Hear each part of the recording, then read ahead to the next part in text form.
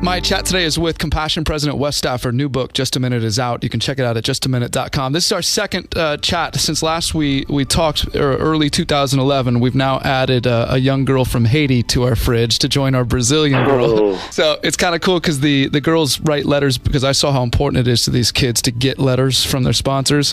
Yeah. It's huge. So we've had our girl in Brazil for quite a while now. So we watched her grow up on our fridge, basically. But now we've gotten a young girl from Port-au-Prince in Haiti, and the kids can't understand. Wait a second, this doesn't sound like Spanish or English. And watch what's happening to your kids. They're getting a worldview. They're understanding that the world is bigger than your home, your nation. Yeah. They're probably learning that not everybody can get up at night and get a midnight snack out of the fridge. Yeah. And those of us who can, well, I suppose the first thing we have to be is thankful that we're among those who can do that. Yeah. But secondly, do something about those who can't do that. So you're as you probably well know, you're shaping the heart of your kids as much as you're shaping the heart of that child in Brazil or Haiti. While we're talking parenting, here's my third envelope here.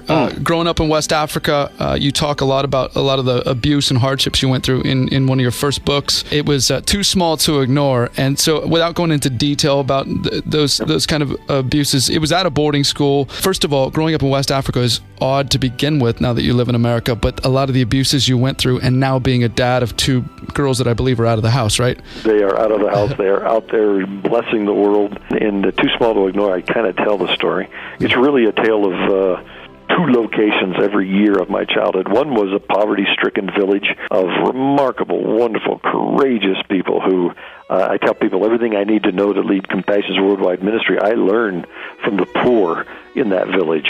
But sadly, 9 months out of every year, all of us missionary kids in West Africa were sent off to a boarding school.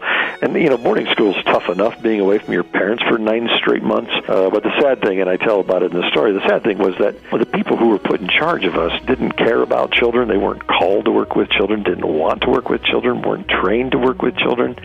And nobody really held them accountable, and they were free to take out their frustrations on 50 of us little kids.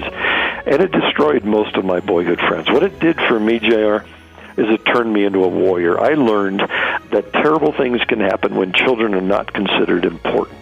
Yeah. And I was one who felt the pain of that. In fact, in just a minute, tell one of the stories, a minute, that absolutely transformed my life and accounts for why I fight for children, why I've been at Compassion for 35 years. Just to put onto the back end of all that, going through what you went through and then being a dad and raising two girls, what have you learned parent-wise is the most important thing? You might have just touched on it, but just as a dad, the one thing you could put on the... Yeah, well, I'll tell you what, I don't know what you do for a living, how you make your money, but there is nothing you do more important than raise the children that God has entrusted to you. And men, there's a huge role for you in the home. You never stand so tall as when you stoop to bless your own children. And so I think, first of all, fathers, love your children's mama. Let them see what a man loving a woman, caring for her and honoring her, cherishing her, what that looks like.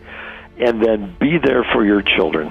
Be the one that puts them to bed at night. I determined when I was coming as a young man to Compassion that I would care and fight for the children of the world, but not at the expense of my own children. I wanted my children never to be able to say to me, you cared about all the children in the world, but you forgot me. And so I worked harder over these years at being a good papa than I have at being a good president for Compassion.